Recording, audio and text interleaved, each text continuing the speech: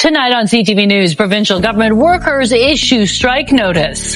Civil servants keep British Columbians safe, and they help drive the engine of our economy. Right. Job action could begin as early as Tuesday. What services could be impacted and what the province is saying. It could be you, it could be your friends, it could be your family.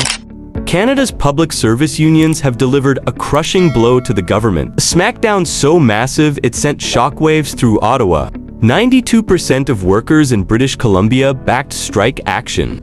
Suddenly, the stability of Canada's economy looks shaky. Essential services like firefighting, social work, liquor stores, everything is now on the brink. And at the center of it all, Mark Carney, the man, the myth, the legend, the inept one. He looks rattled, detached, and unable to stop the damage. Overwhelming show of support from the union's members for this strike vote.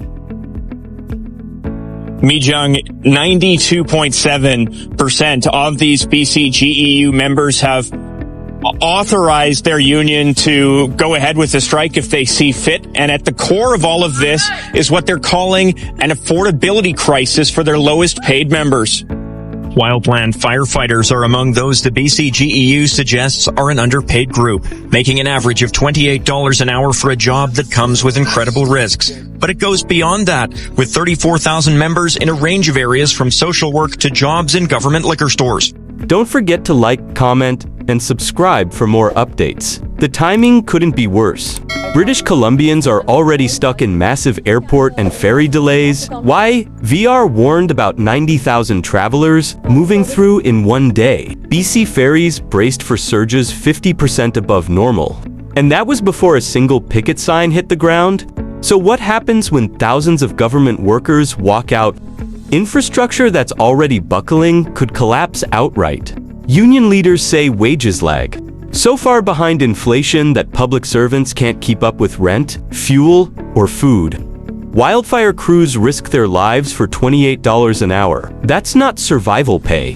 The strike in British Columbia isn't isolated dits tied to something much bigger. More than 34,000 workers, wildfire fighters, clerical staff, liquor clerks, social workers voted by 90% to demand better. They can't afford to live where they work. They can't afford much at all. And they're not alone. Engineers, scientists, psychologists, geoscientists all approved strike mandates. These aren't replaceable jobs. They require expertise. Even specialists say PE has fallen so far behind that government can't attract or keep people. And unrest stretches beyond BC. In Alberta, teachers prepare walkouts. Canada Post is bracing for fights. Air Canada flight attendants even defied back-to-work orders. Remember that? Government demanding return to work now. While strikers stood firm, that gem of a moment revealed the rage simmering nationwide. Outside unions, cracks show everywhere. Colleges and universities reel from foreign enrollment collapse, forcing layoffs and program cuts. These aren't statistics. They're families losing income, communities losing stability. Roll the clip. Taken separately, these disputes might seem small, but together, it looks like a country at breaking point. Not one fight anymore, but a wave, a tsunami. And what's Carney's response? Just bland talking points. He says deals are best made quietly behind closed doors. To workers, that's code for stalling, for empty promises. Inflation is crushing households. Wages aren't covering basics. That disconnect fuels rage. It's why sector after sector flirts with job action. This isn't frustration anymore, it's fury. It's betrayal. BC's standoff is a warning for the whole nation. When 92% of a union votes yes, that's national panic. It's not about one contract. It's about faith collapsing in the system itself. And government silence makes it worse.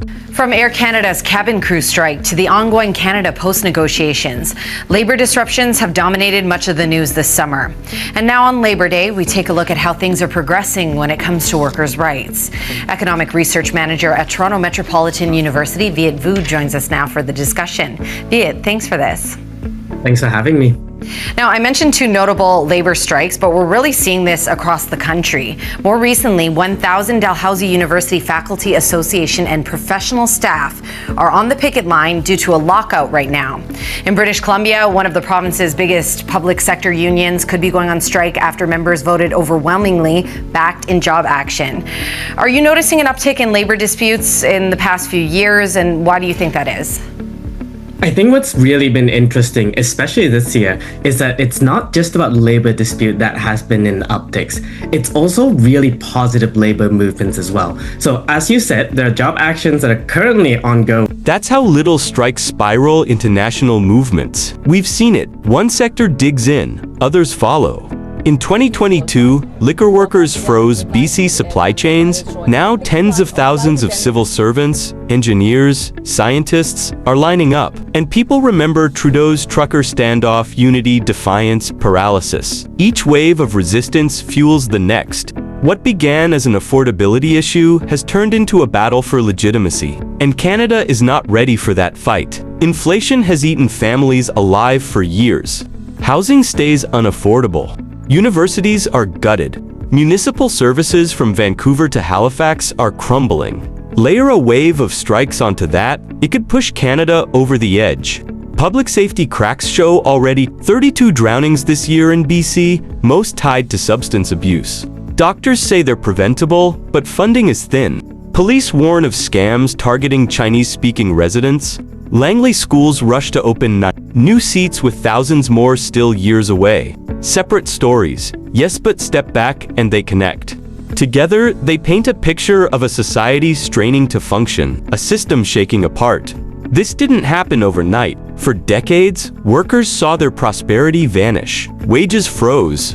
Housing skyrocketed. Pensions shrank. Job security disappeared. Frustration built brick by brick. Now it's cracking open. Carney, furious in private, demands answers, but offers no solutions.